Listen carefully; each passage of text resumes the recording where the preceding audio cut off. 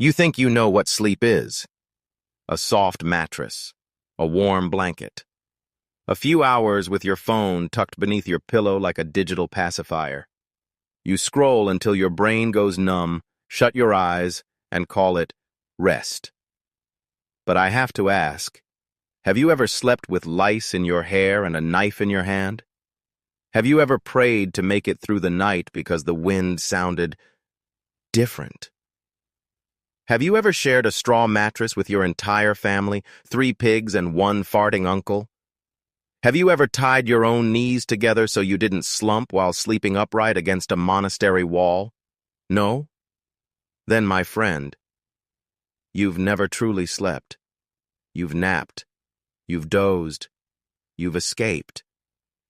But you've never slept the way they did in the Middle Ages, when sleep was holy, when sleep was haunted, when sleep was never safe and rarely private.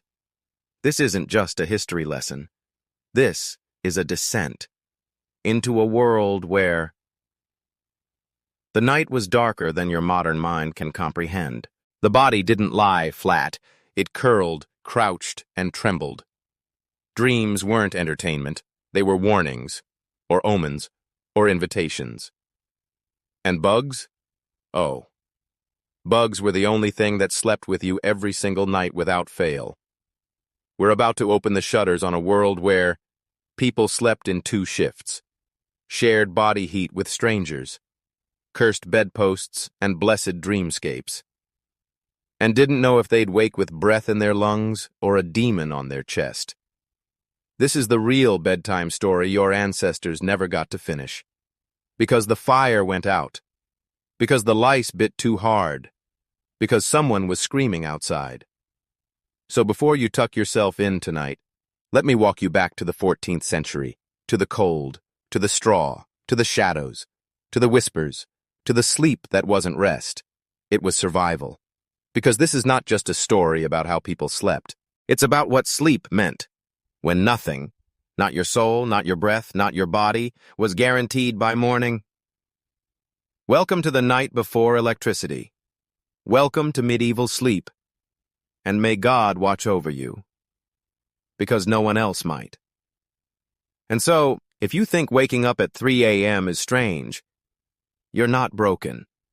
You're just remembering. Remembering a time when sleep came in 2 acts, like a sacred play performed under stars instead of spotlights, when the first slumber carried your body, and the second carried your soul. To understand how we once truly rested, we begin with the forgotten rhythm that ruled every night before electricity. Segmented sleep, the 2-part slumber. In a time before clocks, before electricity, before the world was measured in minutes and scrolling blue light, there was a different kind of night. And in that night, there was a different kind of sleep. Elswith, a village midwife in the English countryside, knew the rhythm by heart. She'd delivered lambs and babies under starlight. She'd nursed the dying beside hearths that glowed faintly with embers, long after others had fallen into their first sleep. This sleep, the first, was not an event, but a ritual. It came when the sun slipped behind the hills and the oil lamp flickered against plastered walls. It came after soup had cooled, after prayers had whispered into beams of wood above her bed. And it came easily, not because Elswith was tired, though she often was, but because the world outside had no interest in staying awake. The sky darkened early. The winds hummed lullabies in the thatch. The village slowed to a hush, as if the whole earth exhaled at once. She would lie beside her youngest daughter, the child's feet pressing into her ribs, her husband's boots by the fire drying from the snow. Her first sleep came heavy and quick, like warm wool thrown across her eyes. 4 hours, sometimes 5. Then came the waking. It wasn't abrupt. There was no alarm, no urgency, just awareness.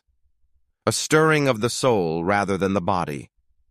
Elswith would open her eyes and hear the night for what it truly was. Not silent, but alive. The fire would have died to a red skeleton. A fox would cry out in the hedgerows. Somewhere, wind chimes fashioned from broken pottery would click gently in the dark. This, she believed, was sacred time. Modern people, if they ever spoke to her across the veil of time, would call it strange, perhaps even broken. Why would anyone wake in the middle of the night?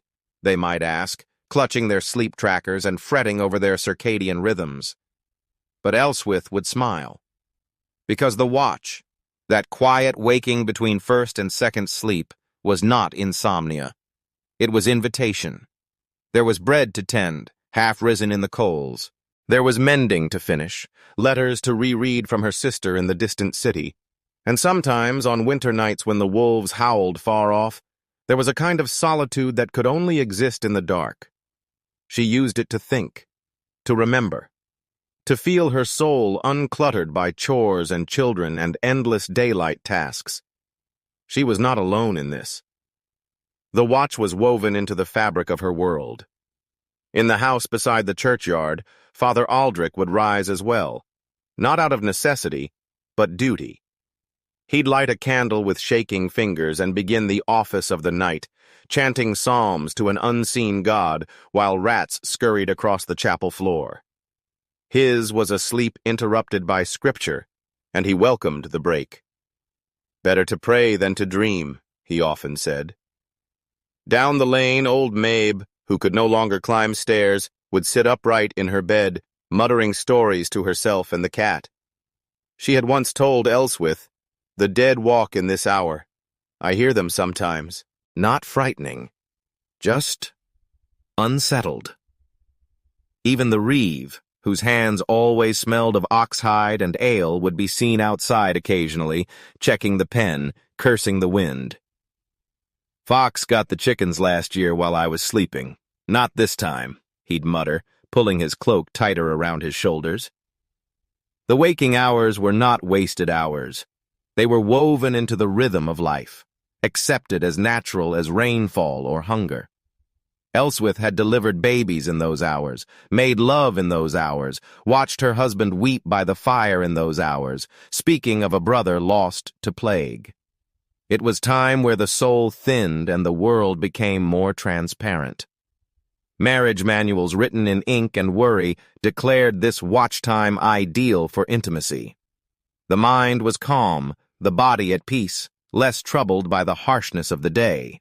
And so, wrapped in wool and moonlight, many couples rekindled warmth that daytime chores had buried. But not every night held peace. Sometimes the watch held anxiety, of debts unpaid, of children coughing in their sleep, of the devil's temptations said to whisper louder between midnight and dawn. It was a time, too, for secrets. Lovers sneaking from barns, widows weeping, boys peering into stars, wondering what lay beyond the woods they were forbidden to enter. Elswith knew all of this.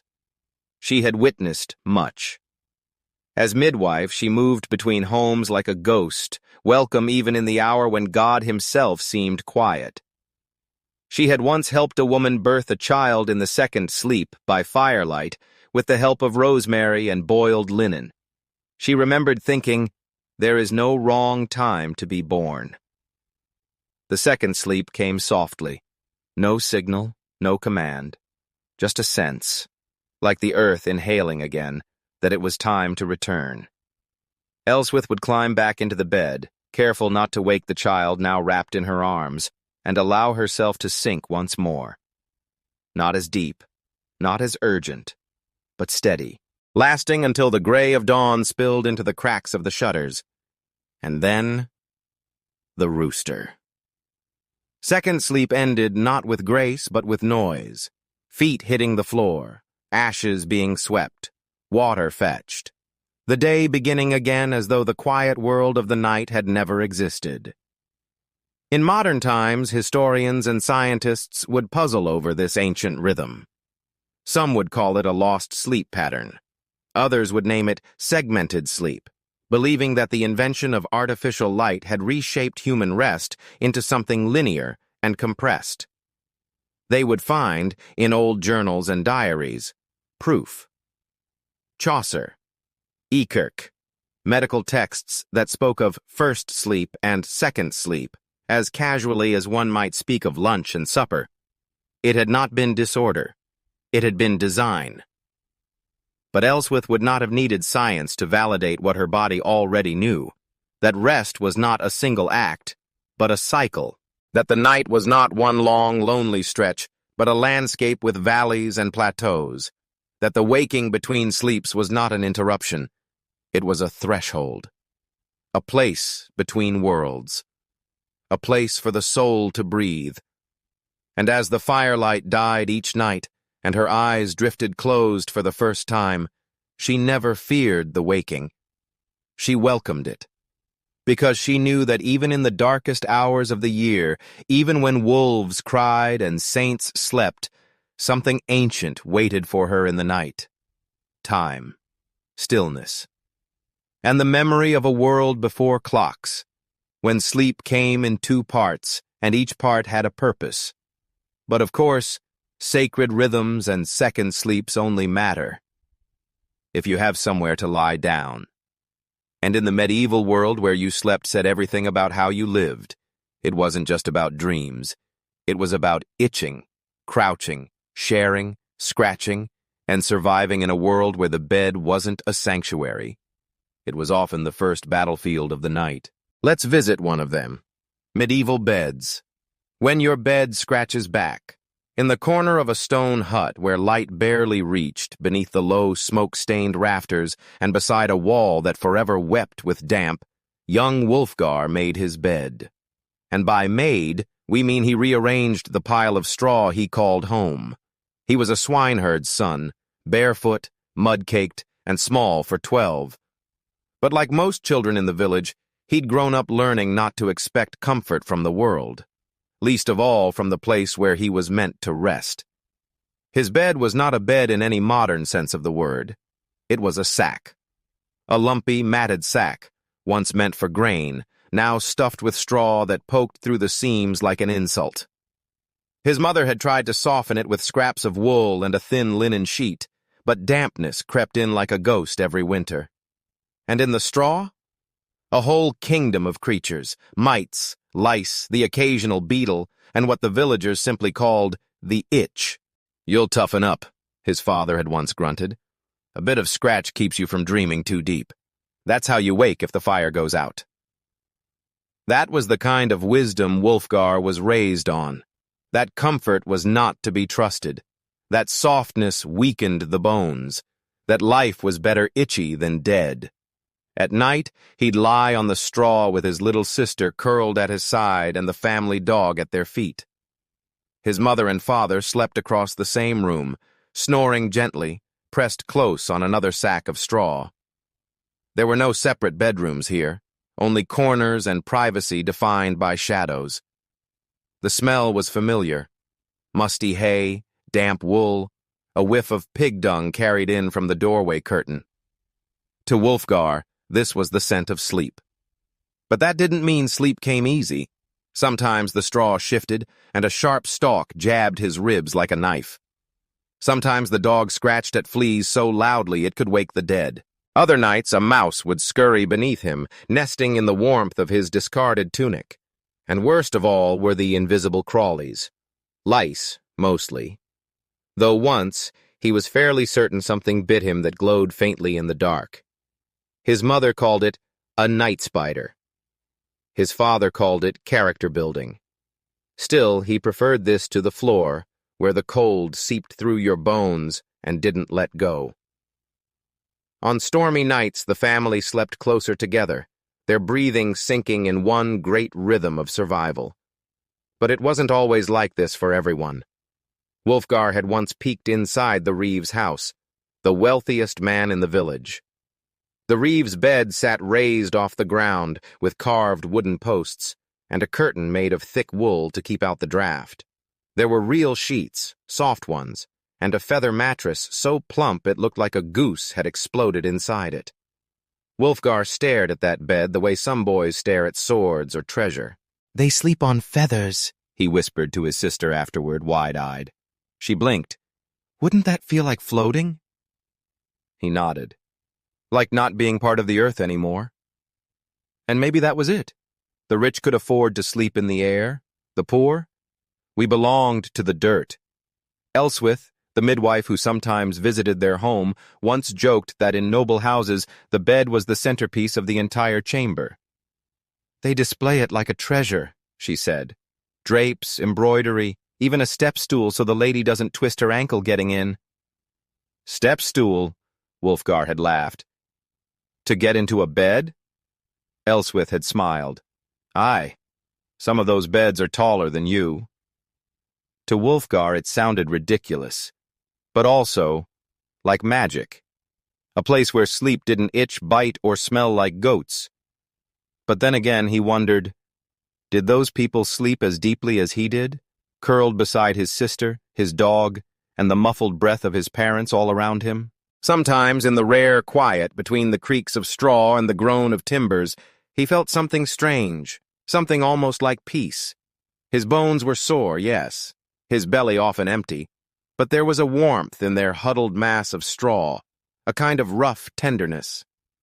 One night, Wulfgar asked his mother, "Why don't we get feathers?" She was quiet for a long while, stitching a sock by candlelight. Then she said, "Because if the house burns down, straw doesn't scream." It made no sense to him then, but later he'd learn what she meant. That comfort comes with cost, and luxury is heavy when you need to run. There was practicality in their scratchy, flammable, flea-ridden beds. Straw was everywhere. Cheap, replaceable. You could sleep on it, stuff shoes with it, burn it for heat, feed it to the cow. You didn't grow attached to straw. Feathers? They came from geese, and only the rich could spare those. The rest kept their geese for eggs. Or dinner. The mattress, for those who had one, was called a palliasse, just a fancy way to say sack of straw. Some were layered atop rope lattices strung across wooden frames, which sagged in the middle unless you tightened them daily, giving rise to the old saying, "Sleep tight." Wulfgar had no rope lattice, just the floor. Sometimes on feast days his father would borrow a woolen blanket from the church. That was luxury. But the most important part of the bed wasn't what lay beneath you. It was what lay above you. The roof. Because if the thatch leaked, if the wind howled through the beams, or if rats chewed their way in, no amount of feather or straw would save you. And so, in a strange way, Wulfgar learned not to dream of comfort, but of sturdiness, of the kind of home that kept you dry, of fires that didn't go out, of straw that didn't rot too fast in spring. He grew up learning that sleep wasn't a right. It was a reward. Years later, when he became a soldier and saw castles and courts, he'd finally lie on feather beds. And the softness would confuse him. He'd turn in his sleep, restless, feeling as though the world beneath him had vanished. Because it had. He missed the floor. The dog's snore, the scratch of straw reminding him he was alive. Even the itch. But even after you've accepted the itch, the straw, the snores, and the fact that your bed might literally crawl, there's one thing left to protect. One thing the blanket rarely reached. One part of the body that betrayed you every night. Your head. Because in a world without insulation, where wind slid through stone like a thief and the hearth died before midnight, a warm scalp wasn't luxury. It was life. And so rose the silent hero of medieval sleep. Not armor, not prayer, but something woolen, worn, and wiser than it looked. Let's talk about the nightcap. Nightcaps. When a hat was everything. Not every war is fought on a battlefield. Some are waged in silence beneath blankets and moonlight, in bedrooms where the air bites and the roof creaks like old bones. And one of the greatest weapons in this domestic war was the nightcap. Not the drink. The garment. Lady Godiva of Northumbria, widowed, 46, and cold in every sense of the word, knew the importance of a good hat, especially after dark. Her estate was modest, her children grown, and her hearth never quite warm enough for her aching joints. But atop her graying curls, every night without fail, she wore a woolen nightcap that had outlived 2 husbands, 3 dogs, and countless brutal winters. To strangers, it looked like a wrinkled sock. To Godiva, it was armor. "It traps the heat," she once told her chambermaid, tugging it snugly over her ears. "Keeps the thoughts in, and the gossip out." The maid who slept downstairs by the kitchen thought it strange. But she'd seen worse. She knew that in this house and across the entire English countryside, nightcaps were no small matter. For the poor, a nightcap was necessity. For the wealthy, it was performance. And for everyone in between, it was survival. Because in the Middle Ages, your head was the great escape hatch of body heat. Lose the warmth there, and you might as well sleep in a puddle. Blankets could only do so much. Fireplaces rarely reached the bedroom, and insulation was a myth. A well-fitted nightcap was the last line of defense between your brain and frostbite. Godiva's own cap was hand-knitted in a thick, scratchy weave. It had ear flaps. It had ties. It had history. She remembered her first night sleeping alone after her second husband passed. The wind howled down the chimney like a banshee. The servants had drawn the bed curtains, but still the cold snuck in like a thief. That night, her nightcap slipped off, and in the morning she woke with a chill so deep her teeth hurt. She never let it fall again. But warmth was only part of the equation. Nightcaps had a social role, especially among women. They weren't merely for sleep. They were signals. Silent, woolen declarations of status, modesty, and boundaries. In noble households, a lady might wear her day cap, stiff, starched, adorned with lace and pearl, then change into her softer, private nightcap come dusk. This act, done often in front of a maid or husband, marked a transformation from public figure to private self. To be seen in your nightcap by someone outside the family? Scandalous, intimate, almost indecent. Godiva, ever mindful of such things, enforced strict rules in her house. No man, not stable boy nor steward, was allowed to speak to her once her nightcap was on. It wasn't superstition. It was sovereignty. "I may be alone," she once said, "but my head is still crowned." And in a way, she was right. In a world that dictated everything a woman wore, from her shoes to her veil, the nightcap was perhaps the only piece of clothing that served both function and quiet rebellion. Men wore them too, of course, particularly older men, who understood that vanity had no place in a frost-bitten skull. Their caps were often longer, pointed, sometimes even comically so, reaching down past their necks like the tail of a sleeping fox. Some tied them under the chin. Others let them flop dramatically to the side. Monks often slept with their hoods up, doubling as nightcaps in their freezing dormitories. Children wore them, and if you were poor, you likely wore the same cap day and night until it dissolved into lint. But in the case of women like Godiva, the nightcap was almost sacred. There were unspoken meanings woven into the threads.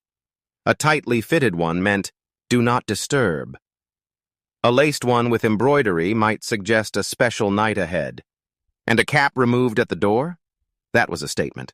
A rare gesture of vulnerability. One winter, a traveling priest spent the night at Godiva's manor due to a snowstorm. When he requested an audience with her just after supper, she sent a servant back with a short reply. "My cap is on. God can wait until morning." The priest never asked again. Sometimes in private, Godiva would laugh at herself. How absurd it seemed that a scrap of wool could wield such power. But then she remembered how many women had so few choices in life, few ways to say no, few tools to claim their space. The nightcap? That was one of them. Even within marriage, it carried weight. A wife donning her nightcap early could signal fatigue, disinterest, a clear boundary. "Tonight," it said without speaking, "I am off duty." Of course, not every husband respected the language of cloth, but in homes where mutual understanding existed, the nightcap was respected like a closed door.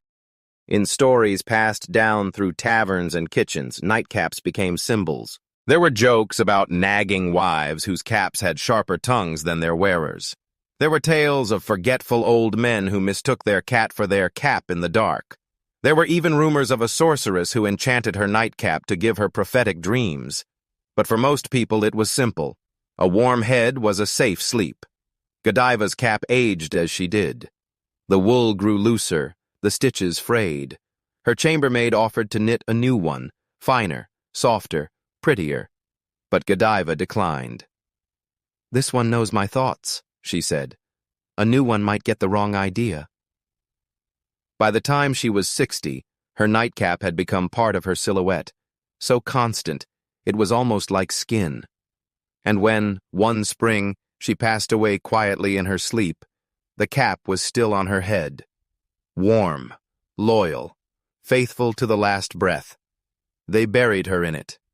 And for weeks after, her maid swore she still felt her presence in the bedroom, especially on cold nights when the wind whispered around the window panes, as though the cap itself lingered, still keeping watch. Lady Godiva may have ruled her bedroom with wool and dignity, but not everyone had the luxury of silence, space, or sovereignty. Because for most people in medieval England, sleep wasn't a private ritual behind bed curtains. It was a crowded, chaotic, and sometimes cabbage-scented affair.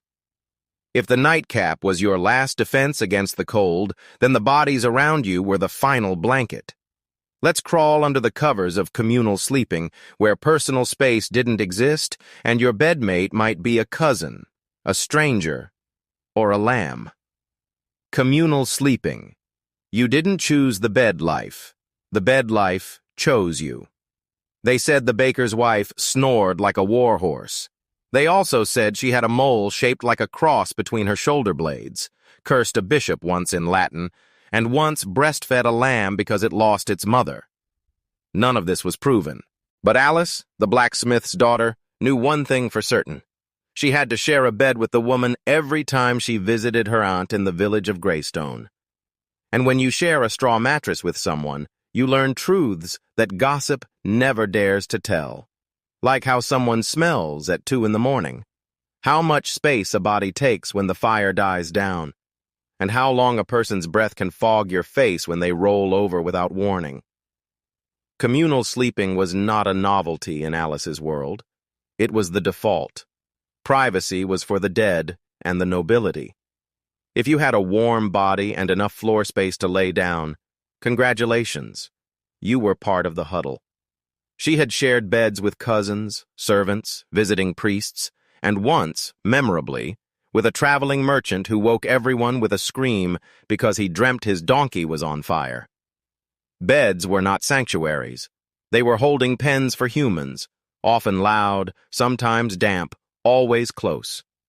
There were no boundaries. No his side, her side. No your pillow or my blanket.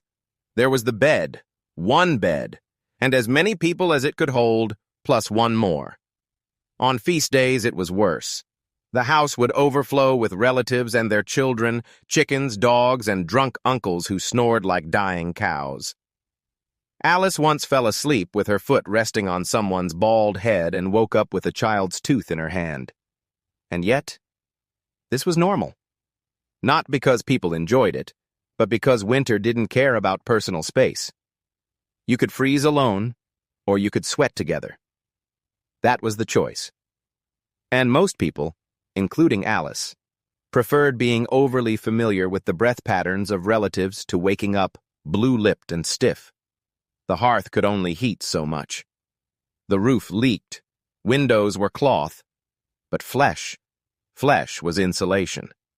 Her own home had only 2 real sleeping spaces, one for her parents, curtained off behind a ragged tapestry.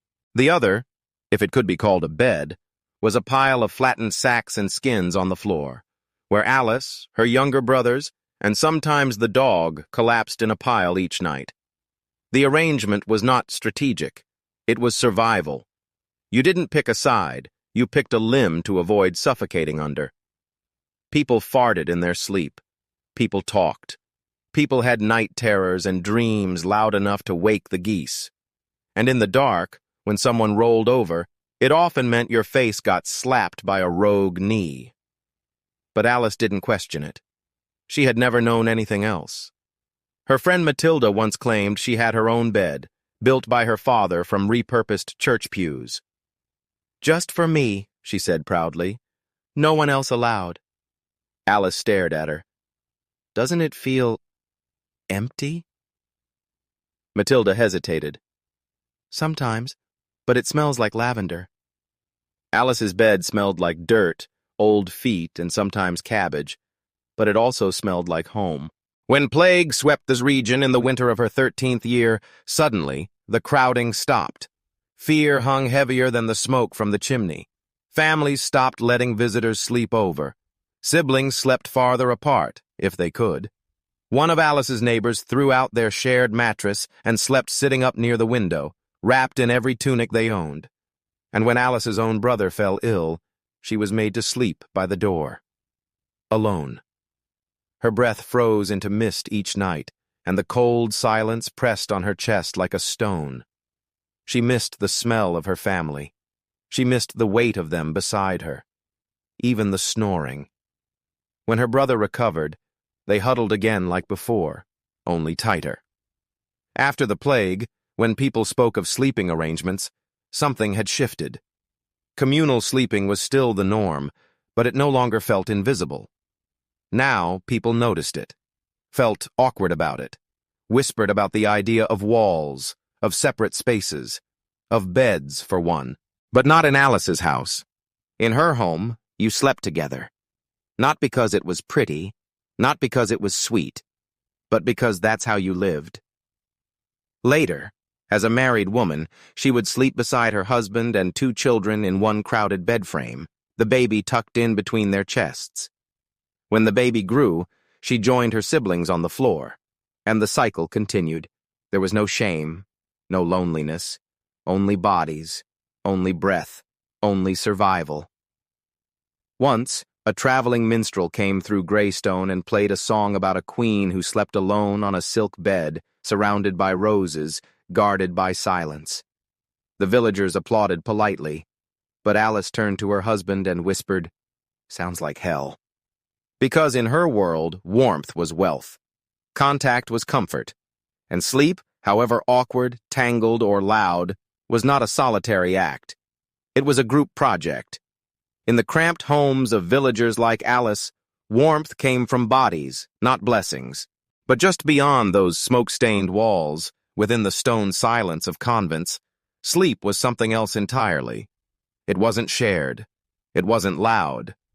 And it most certainly wasn't safe. Because for Sister Breda and the cloistered women of the moors, nightfall wasn't about comfort. It was about surrender. And every breath you took in the dark felt borrowed. Let's step now into that colder world, where straw beds were lined with crosses, and bedtime came with a whispered warning to heaven. Bedtime prayers. Deliver us from sleep. Before she blew out the candle, before the dog curled at her feet, before the straw mattress whispered beneath her bones, Sister Breda always whispered the same words. If I should die before I wake, I pray thee, Lord, my soul to take. She wasn't being poetic. She was being practical. Because in the 14th century, sleep wasn't a gentle drifting off. It was a small rehearsal for death. You lay down each night unsure if your breath would rise again. And for a nun like Breda, aged 62, with a crooked spine and lungs like wet parchment, every night felt like a coin toss. She lived in a convent at the edge of the moors, where fog rolled in like waves and wolves howled like ghosts left behind. The sisters called their dormitory the Death Dormer, not because it was haunted, but because it was so poorly insulated that more than one elderly nun had frozen solid before matins. The stone walls were lined with straw pallets, thin blankets, no fires allowed after Compline. And above each bed, a simple wooden crucifix, plain, rough, and waiting. Brita had once asked the Mother Superior why they didn't let the younger girls sleep two to a bed in winter. The abbess had replied, "Because we are brides of Christ, and he is not cold." Brita had bitten her tongue. She knew better than to argue with a woman who prayed louder than the wind, but she also knew the truth. Faith was all they had between their skin and the night. So every sister learned the sacred rhythm. Wash your face with icy water, braid your hair tight, lice thrived on loose locks. Whisper your confession, and kneel, no matter how bad your knees were. Because the soul must be clean before it leaves the body, and it might leave tonight. The bedtime prayers weren't soft lullabies. They were legal contracts with eternity. Declarations, bargains, pleas. Into thy hands, O Lord, I commend my spirit. Deliver me from the terror of the night. Protect me from the demons who walk at midnight. Not metaphorical demons, real ones. At least, that's what they believed. Brita had once woken to find a young novice screaming in Latin, convinced a devil had bitten her hand in the dark. It turned out to be a rat, but in that moment it didn't matter. Fear and faith often wore the same robes. The line between sleep and spiritual danger was thin. Dreams were messages. Nightmares were warnings. And sleep paralysis? That was the devil pressing on your chest. So the prayers came not from peace, but from fear. And maybe that's what made them powerful. Brita didn't always feel holy. She'd been a farmer's wife before taking the veil, had known the weight of childbirth, hunger, betrayal. She didn't trust soft comfort, but she trusted ritual. Trusted that if her mouth moved in the right pattern, her soul might find its way home, even if her body did not. Outside the convent walls, villagers practiced their own versions. Children mumbled Latin half-remembered from Mass. Mothers crossed foreheads with ash or wine. Men clutched daggers beneath their hay-stuffed pillows, whispering to St. Michael to guard their dreams. Some families recited prayers that weren't even in the book. They were stitched together from folk charms and scripture, passed down like family recipes. Words like, "Saint Agnes guard my breath, Saint Peter hold my gate, may no dead man walk past my feet tonight." Superstition, maybe? But in a world where death was never far, sleep had to be negotiated. Even kings weren't spared. There are records of monarchs commissioning chaplains to sleep outside their doors, reciting psalms through the night, not because they feared assassins, but because they feared what dreams might come. In the silence between Compline and Matins, Sister Brita often lay awake, listening, to the creak of beams, to the mutter of sleeping sisters, to the long breath of the wind snaking through the slats. She prayed, not because she felt brave, but because she was afraid. Afraid of dying mid-prayer. Afraid of forgetting a line. Afraid that if she fell asleep too fast, God might think she'd grown careless with her soul. One night, when illness swept the convent, she sat beside Sister Isolda's bed as the young girl faded. Isolda whispered, barely audible, "If I close my eyes now, will I wake up somewhere else?" Brita squeezed her hand and replied, "Only if you say the right words first." Isolda smiled, then recited her prayer with a shaky breath. She never woke again. They buried her with her prayer book still open, her nightcap folded neatly at her feet. And Brita? She never missed a night after that. Even when her joints screamed. Even when sleep pressed on her like a stone. Even when her faith wavered and her breath smelled of damp wool and regret. She still knelt, still whispered, still prayed. Because to her the prayer wasn't just for God. It was for herself. For the girl she'd been. For the farmer's wife who once feared wolves more than sin. And for the old woman she'd become, who now feared forgetting her own name more than death. So each night, before the candle died, she whispered, "If I should die before I wake." Not out of habit, but as a final act of control in a world that offered none. Because in the darkness of the medieval night, where sleep blurred into death and silence could swallow you whole, a single prayer was sometimes the only thing between you and the end. Sister Breda prayed to keep her soul safe while she slept. But what if your soul didn't leave your body at all?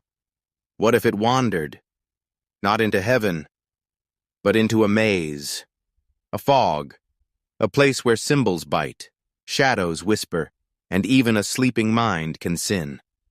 Because as soon as the prayer ends, the dream begins.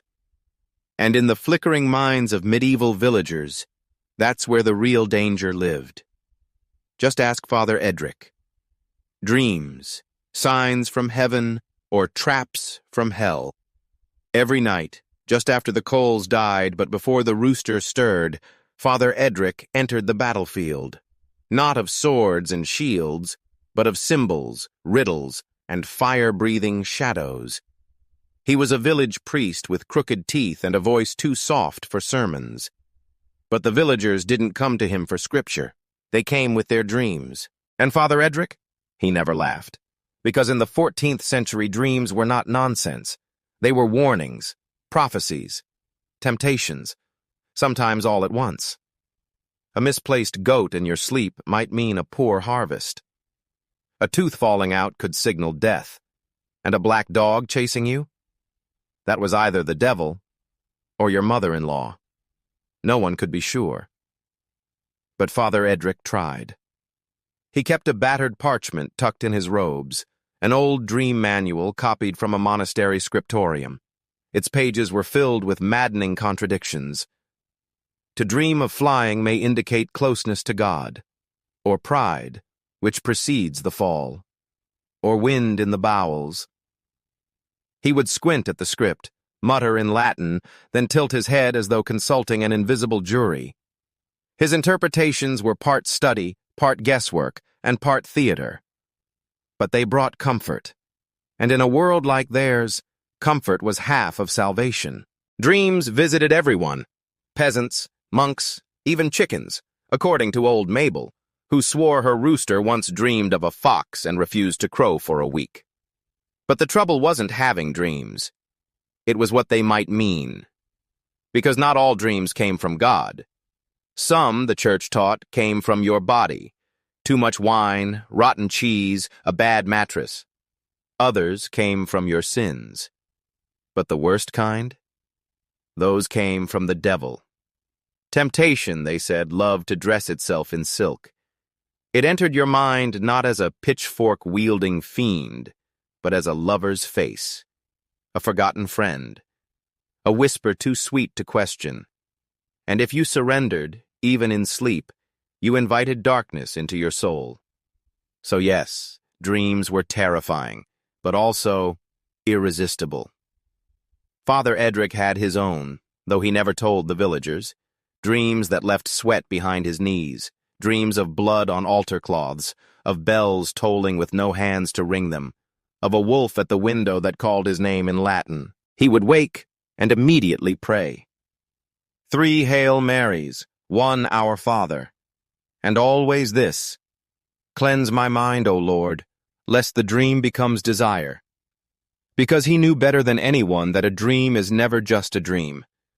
The villagers brought their visions like offerings: a woman who saw her dead husband smiling beside a river, a boy who flew above the church and peed on the steeple, a farmer who dreamt of 2 sons and feared one would burn his crops. Sometimes Edric soothed them. The river is the soul's crossing, he'd say. Your husband is at peace. Or to the boy, flying means freedom. Peeing might mean you should stop drinking mead before bed. Other times, he'd hesitate, because sometimes the symbols didn't resolve. Sometimes they felt too sharp, too real, like knives wrapped in lace. He once listened to a widow describe a dream where a pale child with bleeding eyes whispered the date of her death. He told her to pray. She died the next day. After that, he stopped interpreting dreams for 3 weeks.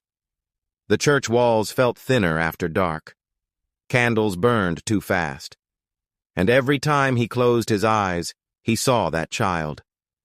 He started sleeping in short bursts, always with a cross under his pillow and salt at the threshold. Because if dreams were a bridge to heaven, they were also a crack in the wall, where things from below could crawl through. But still, they came. The villagers, the visions. The midnight confessions whispered like secrets to the wind, and Edric listened, not because he had all the answers, but because he believed that the soul speaks in symbols when words fail. He began keeping his own record, a small leather-bound book hidden in a drawer behind the baptismal font. In it, he sketched the symbols that repeated: horses without eyes, bleeding moons, cats with human teeth. He noted who dreamed them, and when, and what happened after. He never told anyone. Because to speak too openly of dreams was to invite suspicion. Heretics were known to claim divine messages in their sleep, and the Inquisition did not ask twice. Still, he kept dreaming, and slowly, he stopped trying to make all the dreams mean something. Instead, he started asking different questions. What is this dream trying to feel like? What fear does it reveal? What hunger does it hide? One night, after dreaming of drowning in a well of ink, he sat bolt upright and laughed. Not because it was funny, but because he finally understood. The dream was him. All his repressed words, his silence, his sermons swallowed, his faith, half written, half hidden. The next morning, he preached differently. Not louder, not bolder, just clearer. As if the symbols in his dreams had taught him how to speak plainly again. When an old woman came to him, trembling, saying she dreamt of a crow nesting in her chest, he didn't open his manual. He simply asked, "What are you grieving?" And she wept. That was the moment he stopped being the interpreter and became a witness to the fragile language of sleep, to the battlefield inside every closed eye, to the dreams that were part heaven, part hell, yet always, unmistakably, human. Father Edric wrestled with the meaning of dreams, symbols that clawed at the mind. But not all midnight battles were spiritual.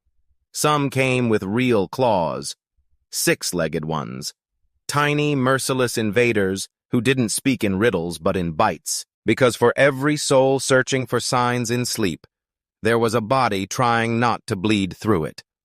And in Mistress Hilda's inn, faith couldn't protect you from what lived in the mattress. Uninvited guests, the itch you can't pray away. In the old boarding house near the edge of Canterbury, tucked between a crumbling tannery and a church that leaned slightly east from one too many storms, Mistress Hilda ran what she called a respectable inn. Respectable meant the beds hadn't collapsed this month. Respectable meant you got soup, not just broth. Respectable meant the sheets were, in theory, turned weekly, unless the fleas were nesting too comfortably, in which case Hilda charged extra. You could hear the scratching from the hallway, and once you lay down, it wasn't long before you understood. You were not alone. Because in medieval England, beds didn't belong to people. They belonged to ecosystems. And Mistress Hilda's beds? They were thriving. At first, new lodgers were hopeful. "I'm sure it's just the straw," they'd whisper, feeling that first subtle tingle along the ankle. Just a sharp bit. A poke. By midnight, they'd be slapping their thighs like percussionists, twitching under the blanket like possessed souls, whispering curses to saints who didn't cover insect infestations. Bedbugs, fleas, lice. Sometimes something worse. No one knew its name, but it made you bleed. Mistress Hilda offered vinegar baths. She offered garlic poultices. She once tied rosemary to the rafters and declared the room spiritually sealed. But nothing stopped the itch, because you couldn't sanctify straw, and no matter how thick your blanket, the vermin found skin. Mistress Hilda had seen it all. One merchant leapt from his bed screaming about tiny devils with swords. Another woman shaved her head, burned her gown, and insisted she was cursed by a jealous midwife. A monk fled in the night, leaving behind his boots, crucifix, and a note that read only, "The itching comes from inside the soul." She tried to maintain dignity. She aired the mattresses daily. She beat the straw with birch branches. She hung lavender in sacks by the door. But the truth was, no bed was ever clean. Beds in the Middle Ages weren't sealed cocoons. They were breeding grounds. No sheets, no springy coils, just sacks of straw, sometimes stuffed with feathers if you were lucky, or rich, layered over wooden boards or rope lattices that sagged in the middle like tired hammocks. And in the straw? Warmth, moisture, dead skin, a buffet for the crawling. There were folk remedies, of course. Rub garlic on your ankles, boil the sheets in vinegar, hang pennyroyal under the bed. Just don't let the baby chew on it, it's poisonous. Say a prayer to St. Dominic, patron of bite victims, unofficially. Mistress Hilda had tried them all. None worked. But she had learned patterns. Fleas liked the fireside bed. Bedbugs preferred the corners. Lice, meanwhile, traveled from head to head like pilgrims. One winter, she banned communal sleeping for a fortnight after a traveling bard brought in a colony so aggressive it nearly drove the cook to madness. The bard claimed he was cursed by a gypsy. Hilda suspected he just hadn't bathed in a year. Some nights, when the inn was quiet and the guests finally fell into exhausted, itchy slumber, Hilda would sit by the hearth with a mug of boiled wine and stare at her hands. The skin along her wrists was always red this time of year. Fingernails worn blunt from scratching. She had learned to live with it. The itching wasn't the worst part. It was the sound.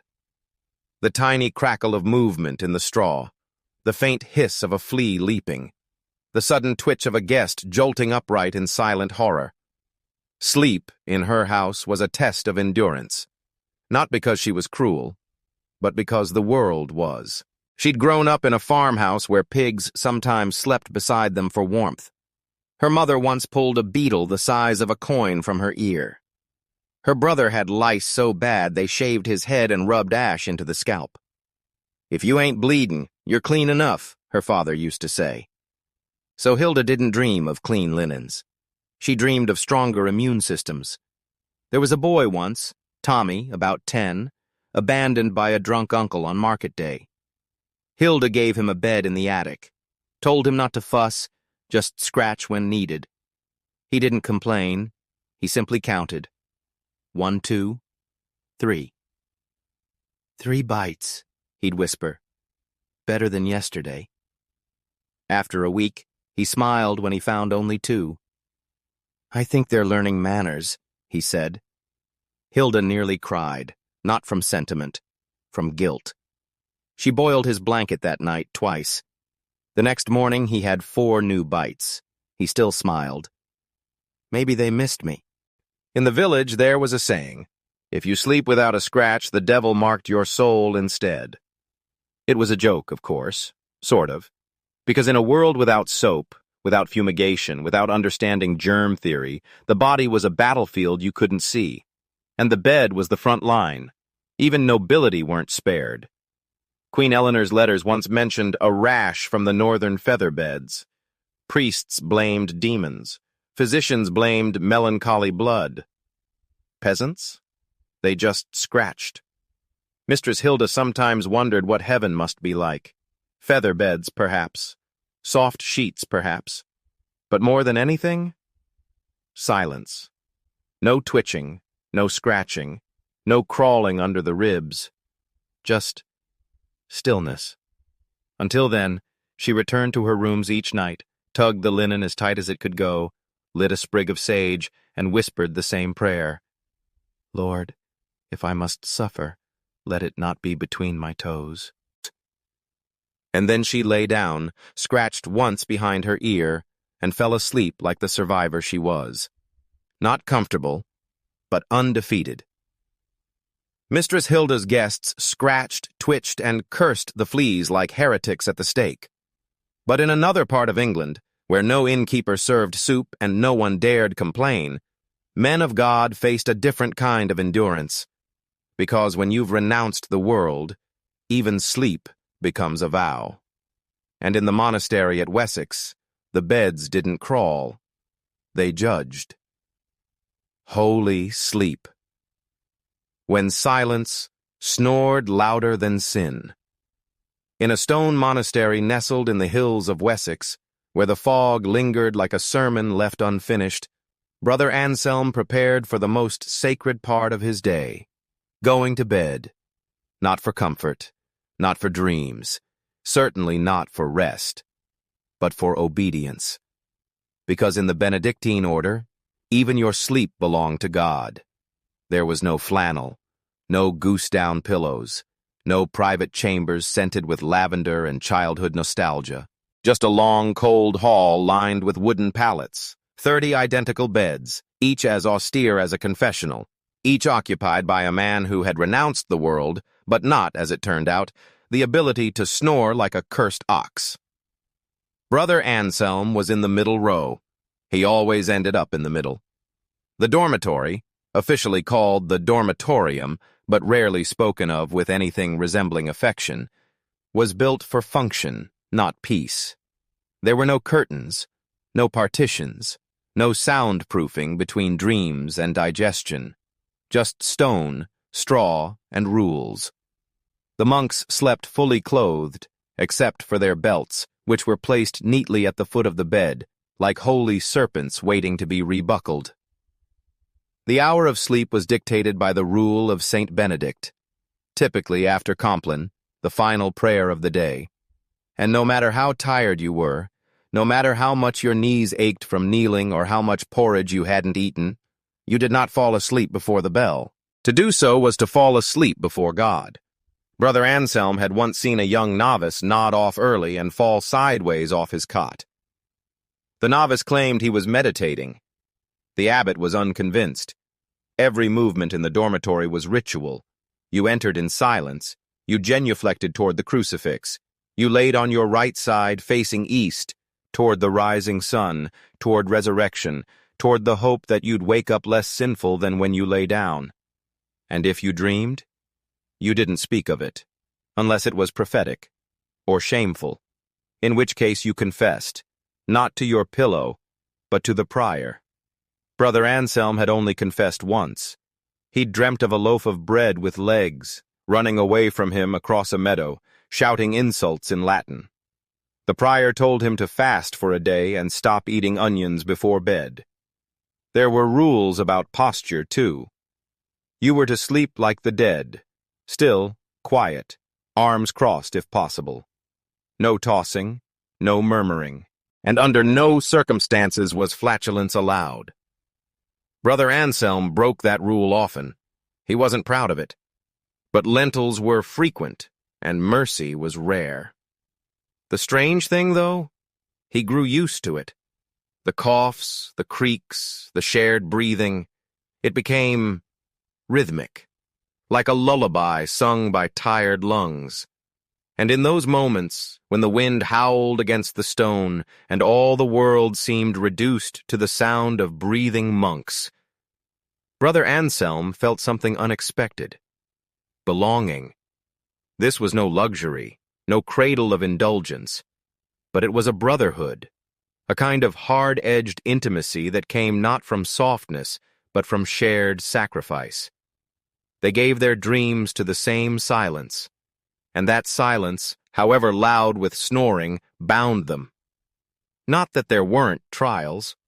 One monk, Brother Godwin, could snore in 3 pitches simultaneously.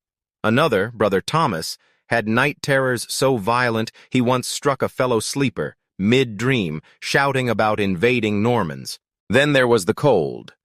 The dormitorium was unheated, by rule and by pride. Fire was for the kitchen and hell, neither of which belonged in a holy sleeping space. So the monks bundled themselves in layers, with woolen habits and straw-filled pallets that crunched like autumn leaves. Brother Anselm often woke with frost in his beard, but he did not complain, because to suffer in sleep was to purify the soul. At least, that's what the abbot said. And then, there was matins. The bell rang at midnight. Always midnight. You didn't groan. You didn't stretch. You rose. Half sleeping, half praying, fully aching. You gathered in the cold chapel, your breath visible, your voice groggy, your Latin imperfect. You praised. You repented. Then you went back to bed for what remained of the night. This fractured sleep was not a flaw. It was design. To keep the soul from drifting too deep into dreams. To remind the body that time belonged to no man, not even in rest. Brother Anselm didn't love it, but he loved what it made of him. Each night was a surrender. Each morning, a resurrection. And over time, he began to feel the holiness in the hardship, the shared shivers, the sound of robes brushing straw, the occasional whispered prayer when someone couldn't sleep. When he was old and bent, and the dormitory steps took longer to climb, he still followed the same routine. Place the belt. Kneel. Face east. Close the eyes. Trust the silence. On his final night, no one knew he was dying. He said nothing, simply lay down, faced east, and did not wake for matins. They found him still facing sunrise, hands crossed, a faint smile beneath his beard. No visions, no prophecy, just rest. At last, true rest. And as the monks filed silently past his cot, they felt it, not grief, but reverence. Because Brother Anselm had done the hardest thing of all. He had learned how to sleep in the presence of God. Brother Anselm may have found peace in the silence of sleep, but for younger monks like Thomas, sleep itself was not the destination. It was merely a pause, because in the monastery, even dreams had an intermission, and at 2 a.m. the bell didn't ask, it commanded. Matins, rise and pray at 2 a.m. or face eternal consequence. Thomas had never been a morning person. Unfortunately for him, God didn't care, and in the monastery of St. Cuthbert, tucked into the wind-chapped cliffs of northern England, God expected you to wake up at 2 a.m., whether your soul felt like it or not. Matins, they called it, the night office, the holy interruption, the most hated, most sacred part of the monastic day. It was not optional. The bell always came like a hammer to the ribs. Thomas would be deep in a dream, something vague and warm, probably involving bread, when the clanging began. He'd jolt upright, heart pounding, mouth dry, eyes unwilling to adjust. Around him, 30 other brothers did the same, rising from their straw pallets in synchronized groans that no one dared voice aloud. There was no snooze, no excuse, no 5 more minutes. You rose. You dressed in the dark. You prayed. The rule of St. Benedict called for 8 services a day. But matins was different. It was the one that cost you most. Because it came not at a natural waking point, but in the very center of sleep, the deep, disorienting part where dreams felt real and limbs refused commands. Thomas hated it with his body, but over time, he began to respect it with his soul. The journey to the chapel was a pilgrimage in itself. No torches, no chatter, just the shuffle of cold feet across cold stone.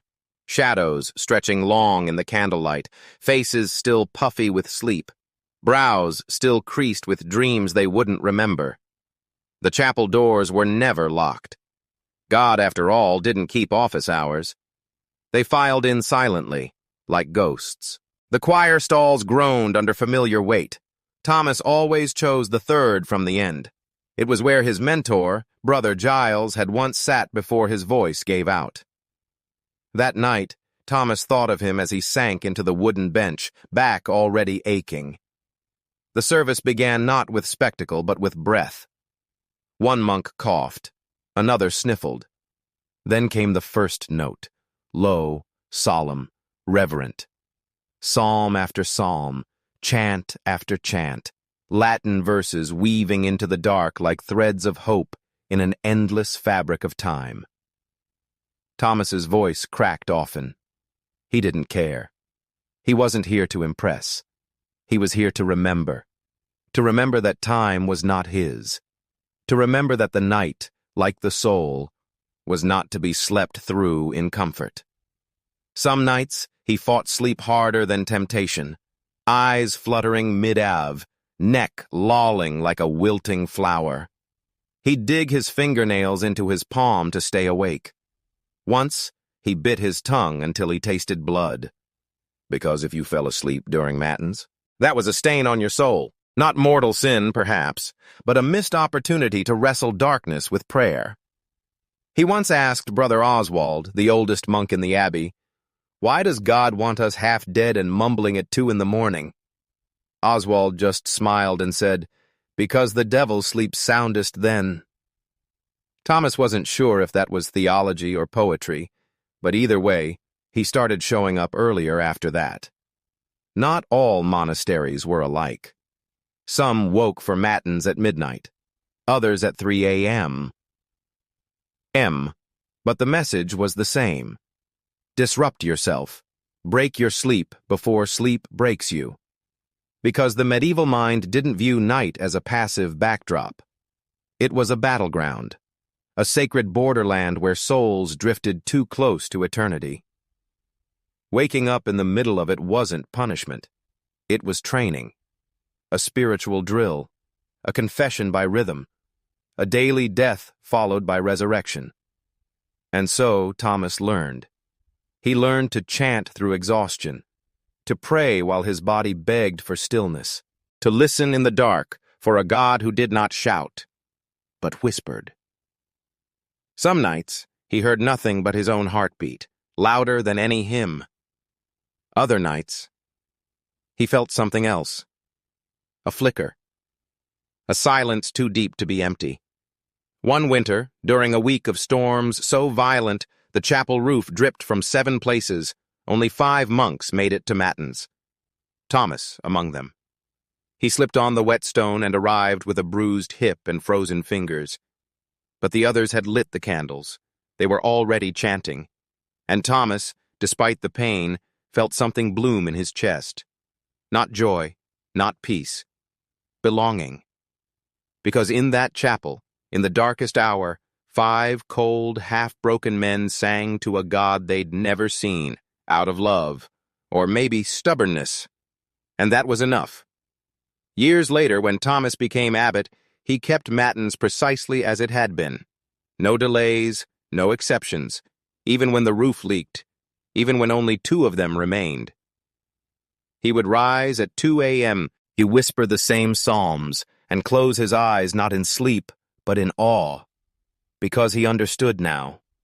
You do not wake for God because he needs it. You wake because you do, to be reminded of your smallness, to surrender your comfort, to say, through chapped lips and aching joints, I am still here, even in the dark. And in return, you were granted something rare, a moment before the world stirred, a breath before the chaos, a prayer before the noise. And so, every night, Thomas rose. He prayed not just for salvation, but for strength, for the kind of soul that could wake in the middle of sleep and still sing. For Thomas, rising at 2 a.m. was a holy obligation, a rhythm of surrender, sung in unison, even in the coldest dark. But not all nights were shared. Not all prayers echoed off stone walls. Some souls slept alone, not out of devotion, but because no one else remained. Sleeping alone, when solitude meant you might not wake in the crumbling manor house beyond the edge of the village, where ivy swallowed windows and mice ruled the larder, Lady Ellsworth slept alone. By choice, yes, but also by circumstance. Her husband had died 2 winters prior, from fever or pride. No one knew which took him first. Her sons had gone to court. Her servants thinned like autumn leaves.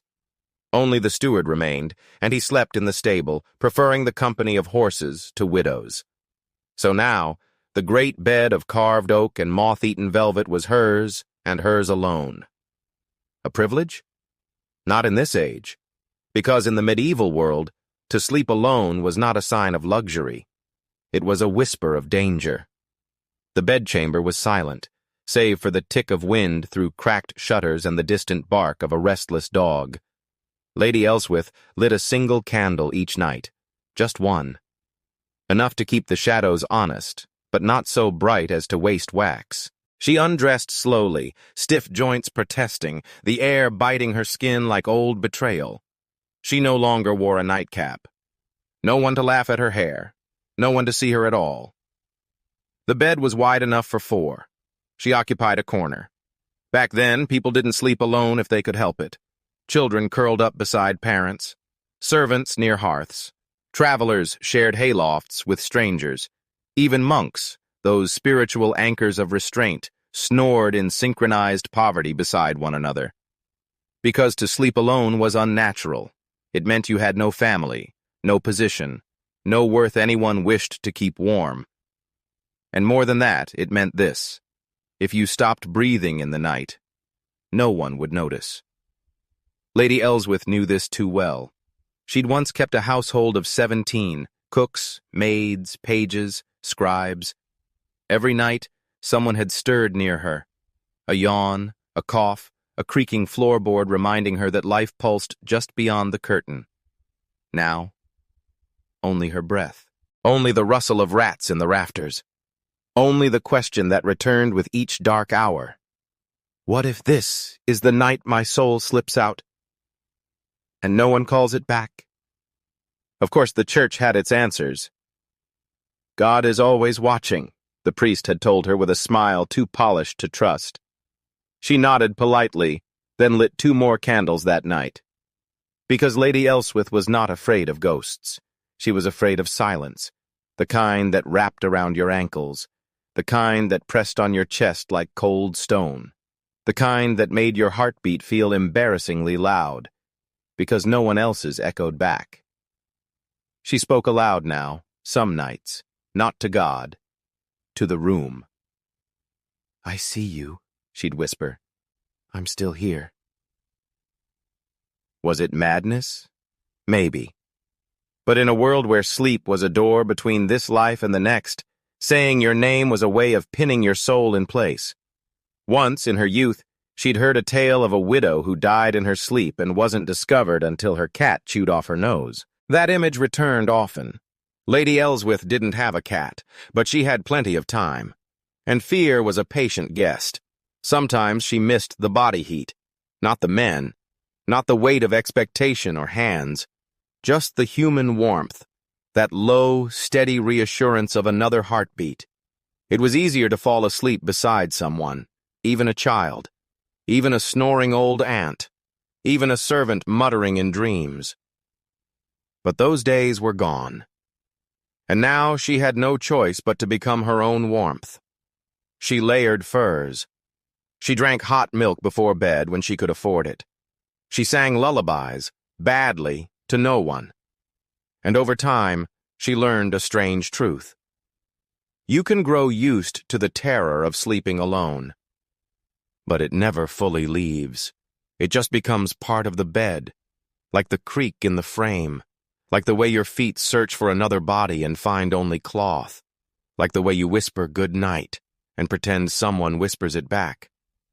The villagers gossiped, of course, said she was a witch, said she danced with spirits by moonlight, said she never aged. They said that of all women who refused to fade quietly. But they didn't know how she paced at night, how she waited for the wind to stop moaning, how she sometimes opened her door just to hear the sounds of distant life, a barking dog, a wagon wheel, the drunken song of men not afraid to die alone. Lady Ellsworth kept her prayer book beside her bed, not because she believed it would save her, but because reading holy words aloud made the walls feel less hungry. Into thy hands I commit my breath. Even if no one answered, even if no one heard. It wasn't about being heard.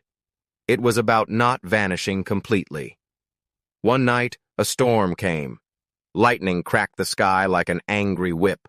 The windows trembled. The wind moaned through the manor like it remembered old names. Lady Ellsworth didn't flinch. She simply lit her candle, wrapped herself tighter in the furs, and whispered, not to God, not to ghosts, but to herself, "I made it through another night." And in that whisper, there was not fear. There was defiance. Because sleeping alone in the medieval world wasn't just lonely. It was dangerous. And surviving it? That was power. Lady Ellsworth had learned to survive the silence, to make peace with an empty bed and a world that no longer reached for her in the dark. But not everyone had that kind of stillness. Some didn't dare lie down at all. Because in the medieval night, where danger hunted like hunger, sleeping could be the most reckless thing you did. Upright sleeping. Sit like a monk, sleep like a warrior. At the edge of the forest, where the trees grew so thick they blocked out even the moonlight, Osric the bowyer slept with his back to a tree. Every night he hadn't laid flat in nearly 2 decades.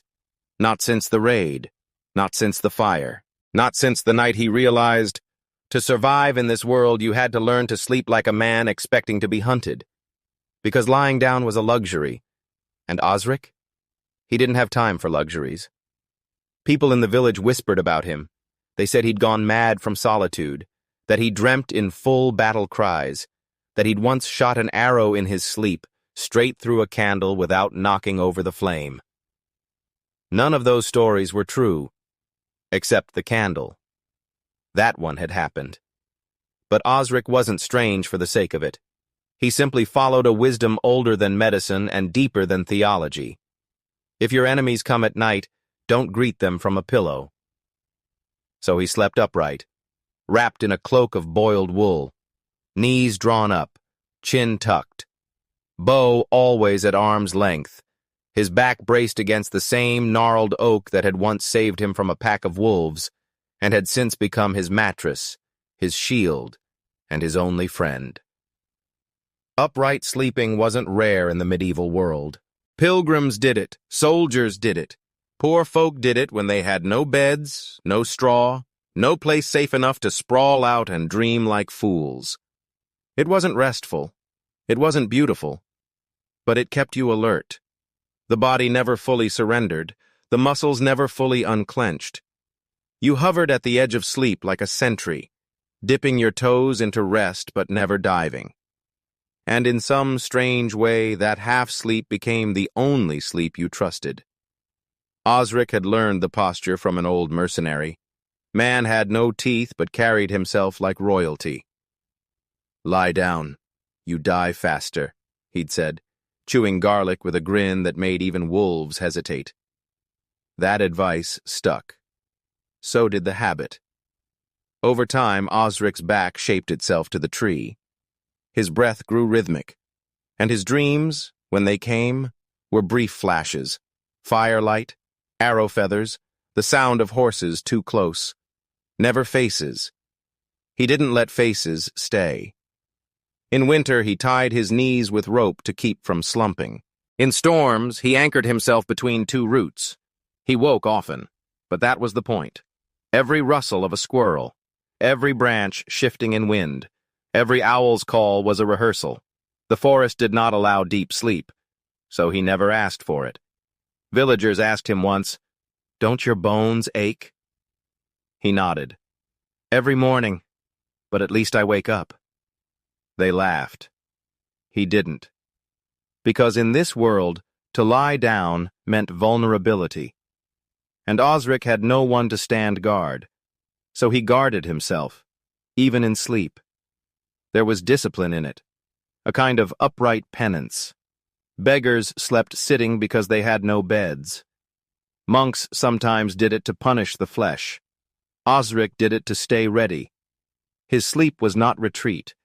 It was strategy. One night, a traveling friar wandered into Osric's camp. He saw the man by the fire, knees tied, eyes half-lidded, and asked, Are you meditating or constipated? Osric blinked. Resting? The friar chuckled. You look like a statue carved by fear. Osric just stared into the flames. Fear teaches posture. That night the friar was the first to fall asleep, snoring, belly up, arms flung wide like a fool. He never heard the bandits coming. But Osric did. They never made it past the first scream. Even so, this wasn't a life he'd chosen with joy. He remembered what it was like to sprawl across hay, arms flung across a woman's waist, dreaming of nothing heavier than the next harvest. That was a long time ago. And that man, who slept so deeply, so trustingly, had died in the fire too, even if his body walked away. Now Osric was what remained. And upright sleep? It was how he honored that wound. But here's the strange thing. He found peace in it. Not comfort, not softness, but clarity. When you never sink too deep, you never fall too far. Your mind stays tethered. Your soul doesn't drift. Your ears stay open. And some nights, Osric would listen to the wind, the foxes, the creak of the earth turning, and feel present in a way flat sleepers never did. He knew where he was. He knew who he was.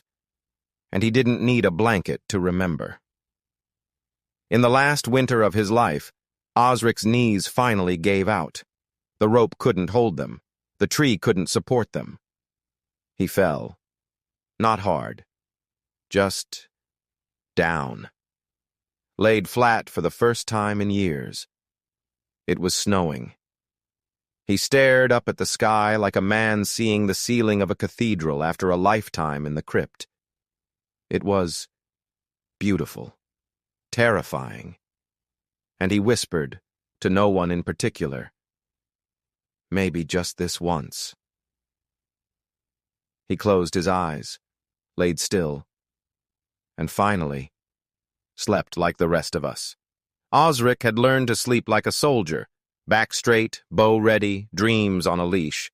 But while he guarded his life from enemies with steel and instinct, others waged a nightly war of a different kind, not against raiders, but against creatures smaller than a grain of salt and far more persistent.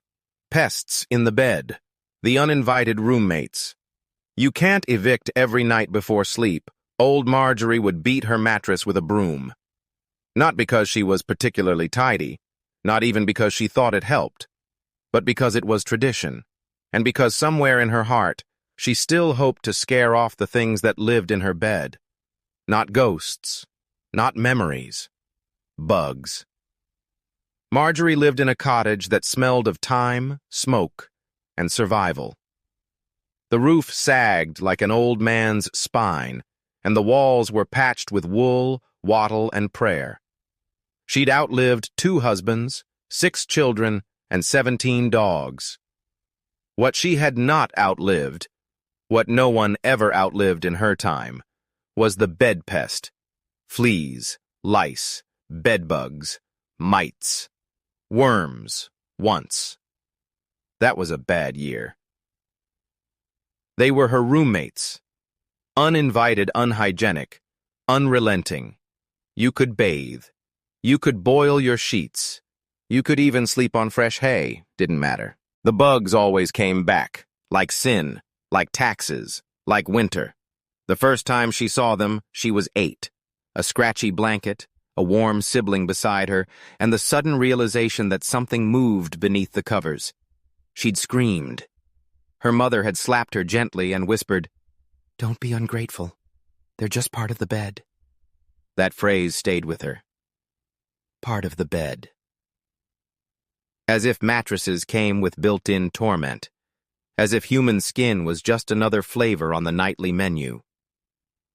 Over time, Marjorie learned the signs. The itch behind the knee, the crawling at the nape, the little red trails, marks of midnight feasts on her body. She scratched without thinking. She bled without comment. It wasn't suffering anymore. It was normal. Everyone had them.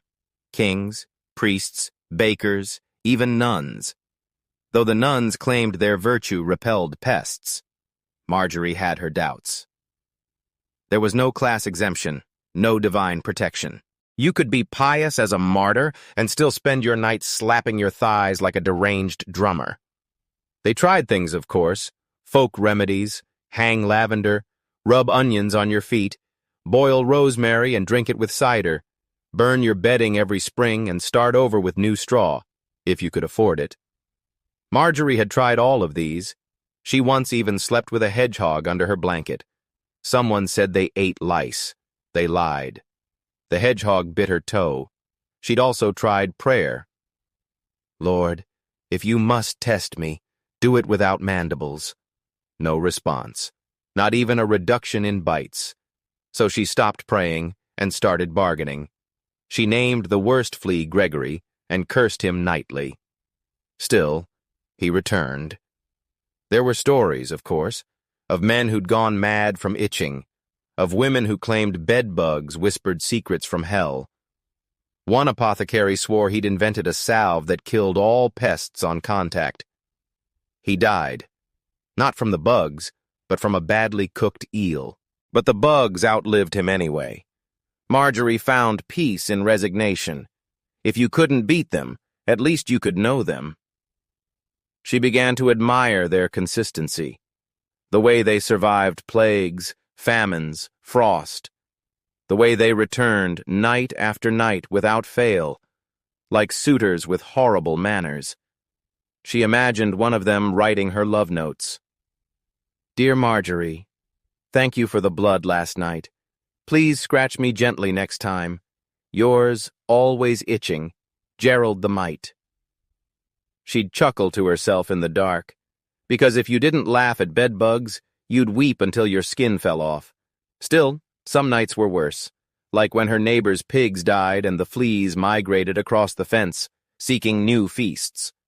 Or when her niece visited from the city and brought a new breed of lice, fast, sleek, and clearly better fed.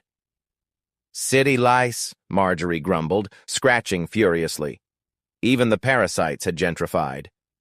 But Marjorie refused to give in. She slept upright sometimes, like a monk. She dusted her sheets with ash. She left offerings of garlic on the window ledge in case it scared them off.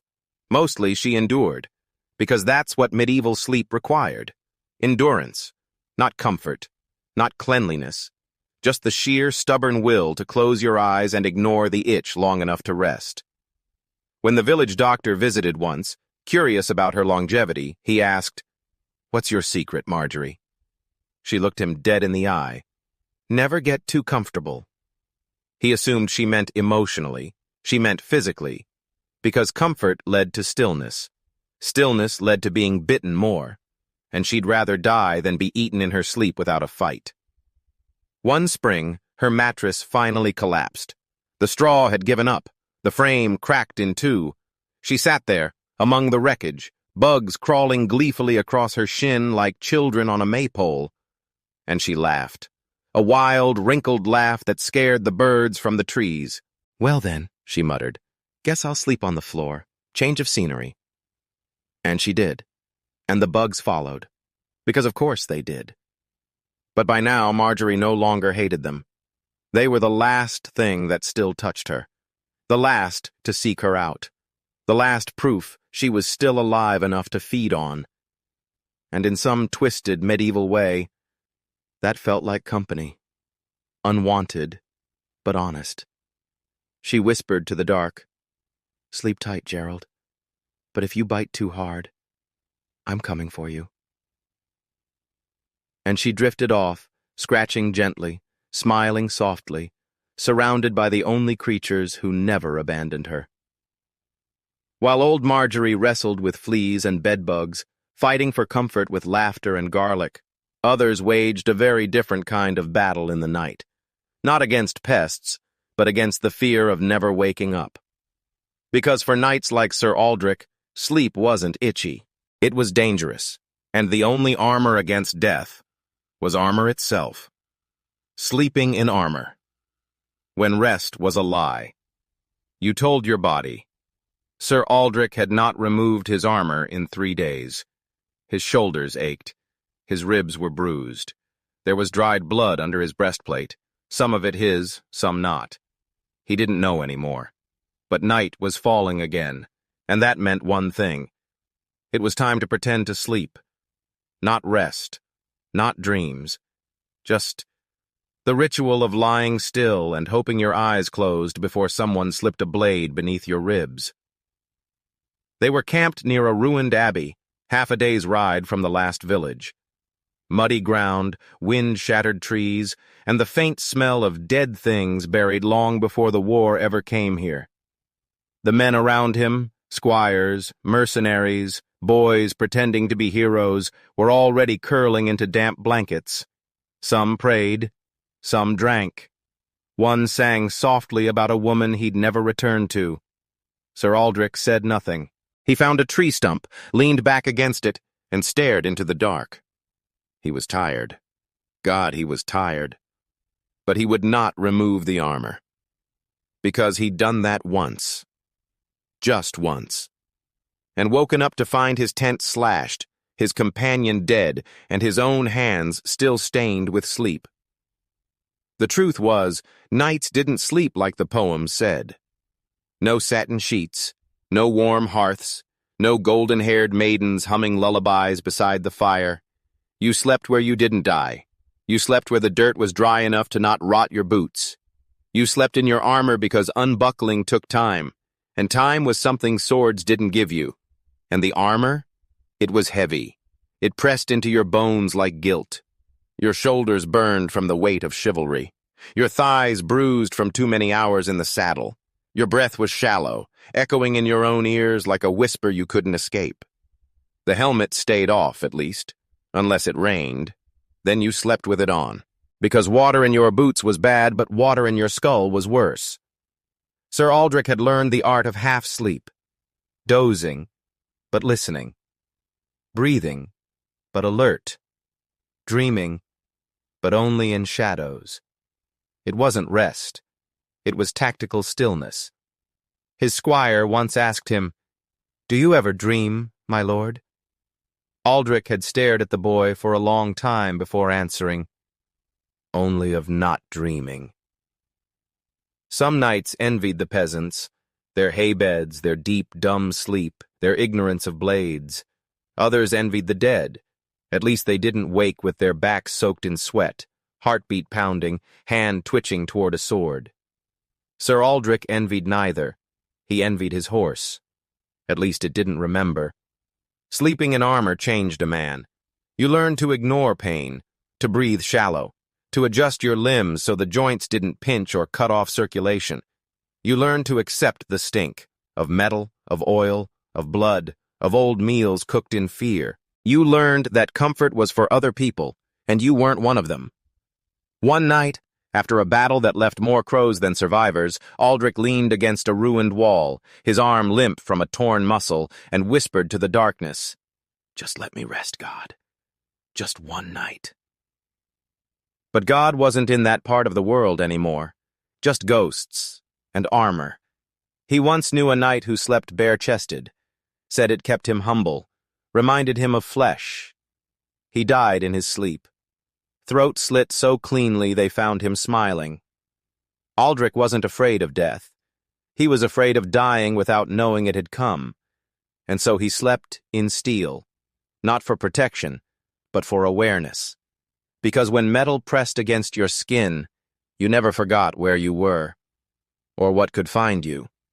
People think knights were brave, but most were just exhausted, too tired to cry, too stiff to run, too buried in duty to remember what life without vigilance felt like. Aldrich sometimes wondered what it would be like to sleep in linen, on a bed, with a woman who didn't ask what he'd done or what he'd seen. But then the memory came back.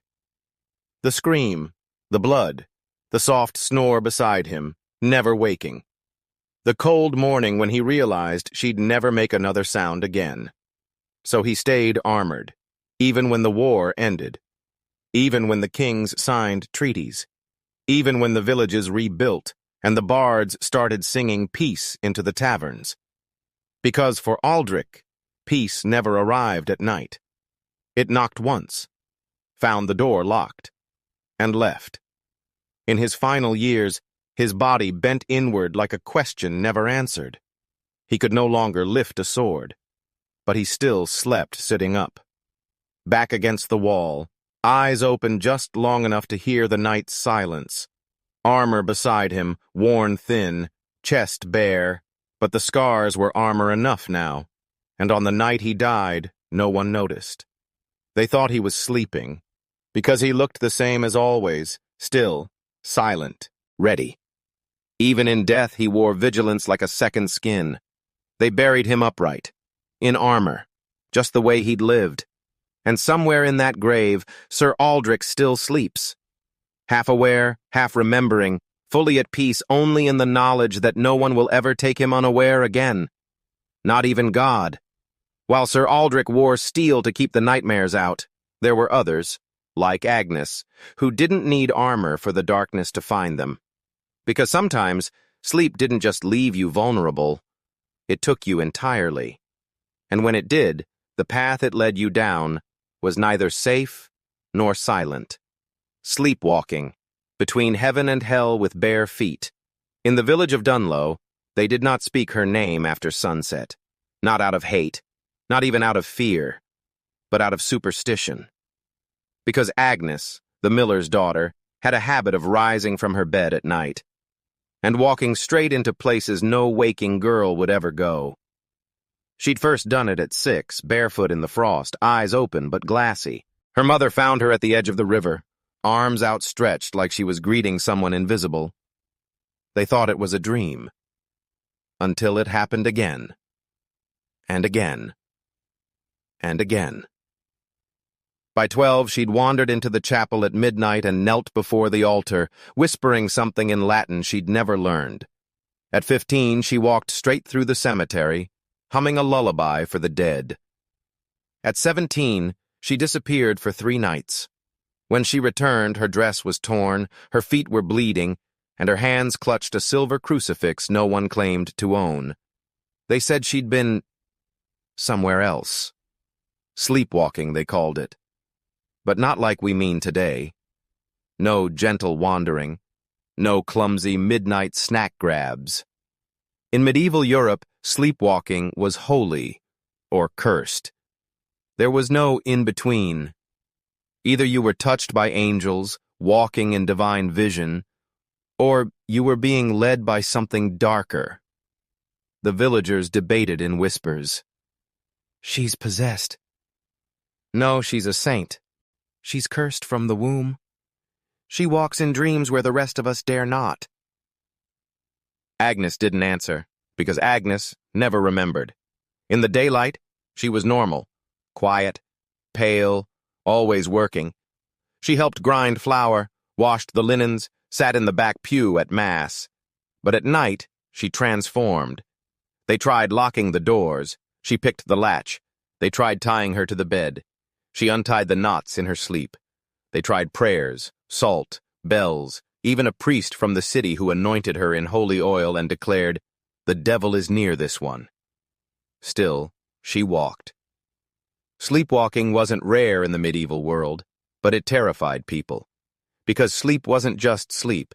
It was a time when the soul wandered, when the body became hollow, when spirits, good or evil, could slip inside. And if someone moved in that state, it meant something had borrowed them, or worse, something had never left.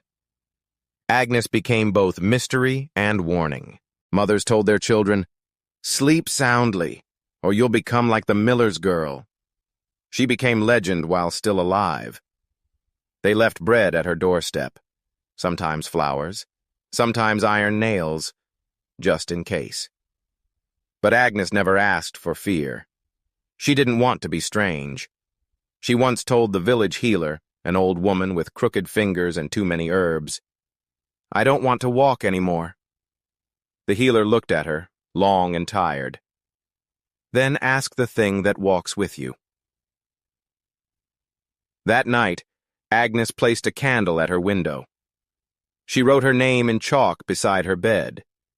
She whispered, "If you are there, let me be." And then she slept. She woke with dirt on her hands and a feather in her hair. But no memory of where she'd gone. The healer said, "You didn't walk alone." Agnes asked, "Was it a demon?" The healer shrugged. "Does it matter? You left, and you came back. That's all anyone ever does." In time, Agnes stopped fearing the walks. She still didn't remember them, but she began to see them as another life, one that borrowed her feet to dance in shadows she could never enter while awake. She wasn't haunted. She was shared. One night, during a storm, she walked again. Lightning split the sky. Thunder shook the earth. And there she was, standing in the middle of the chapel, arms raised to heaven, eyes shining like wet glass.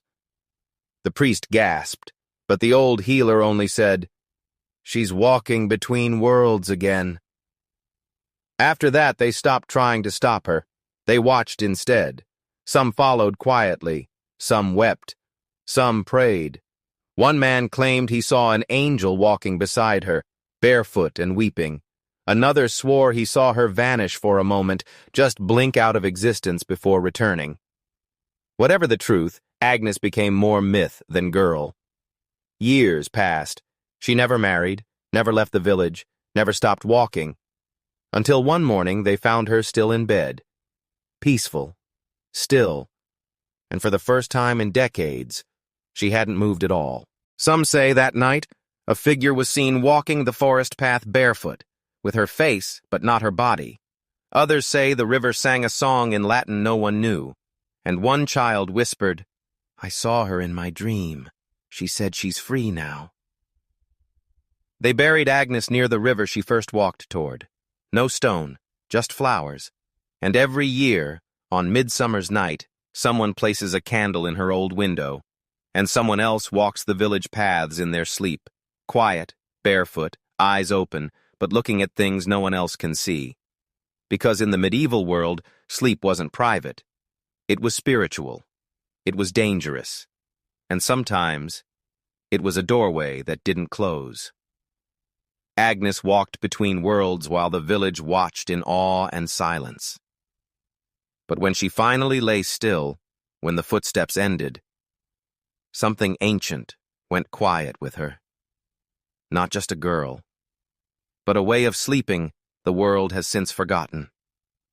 Because while her story faded into legend, the truth behind it still lingers in us, and maybe it's time we remembered. The legacy of medieval sleep, what we've forgotten in the light. You lie in your modern bed now, mattress soft, sheets fresh, light hum of electricity in the walls. No rats, no straw, no lice, no watchful saints or whispering demons perched on the foot of your bed. You think you've won the night, but have you? Or have you simply forgotten what sleep used to be? In the medieval world, sleep was not a break from life. It was life in another form. It was ritual, risk, surrender, and sometimes a battle. A nightly descent into realms ruled not by logic, but by spirit, shadow, and survival. We've buried that past beneath memory foam and melatonin, but it lingers. In our insomnia, in our midnight stirrings, in the ache to check our phones because we fear we're missing something, even when everyone sleeps. The body remembers, because the body always remembers. You see, in medieval Europe, sleep wasn't a luxury. It was a negotiation with the unknown, segmented into two halves, interrupted by prayer, desire, or fear, guided by candlelight, bound by breath, and haunted by pestilence or prophecy. You didn't just fall asleep, you entered it, crossed a threshold. Sometimes you weren't sure you'd return. But today, you sedate yourself, scroll until numb, slip into unconsciousness like it's owed to you. But it's not. Sleep has always been a reckoning, and we've paved over that reckoning with LED lights and synthetic silence. In a world without darkness, we've lost reverence for night. And without reverence, we've lost something deeper: communion, mystery, shared breath. We sleep alone in sealed rooms, yet wonder why we feel so disconnected. We lock our doors, put in earbuds, white noise machines, and blackout curtains, as if to say, "Leave me alone, night. I don't believe in you anymore." But the night still believes in us. Once, you slept by the fire, next to people you loved. You huddled against cold. You prayed before closing your eyes, because you weren't sure what your soul might meet on the other side. You listened to stories. You scratched bug bites. You held a knife near your chest. You dreamed in symbols, not schedules. And if you rose at 2 a.m., you didn't call it insomnia. You called it the watch. And maybe, just maybe, you listened for God, or the wind, or your own breathing. We think we've outgrown all that. But every time you jolt awake at 3 a.m. for no reason, every time you wake up from a dream that feels older than you are, every time you crave warmth, not warmth of temperature, but warmth of presence. A shadow from the medieval night stirs inside you. The monks are gone. The straw beds are gone. But the soul's longing for meaning in the dark, that's eternal. So maybe the legacy of medieval sleep isn't discomfort, it's depth. It's the reminder that rest isn't just physical recovery, it's spiritual alignment. It's the nightly ritual of surrendering your name, your pride, your control, and hoping you're returned intact come dawn. You can choose now to recover what they knew. You can light a candle instead of a screen. You can whisper a prayer, not to a god necessarily, but to something sacred inside yourself. You can honor the pause. You can sleep not to escape, but to return, to mystery, to rhythm, to the truth that darkness does not only hide danger, it also holds healing.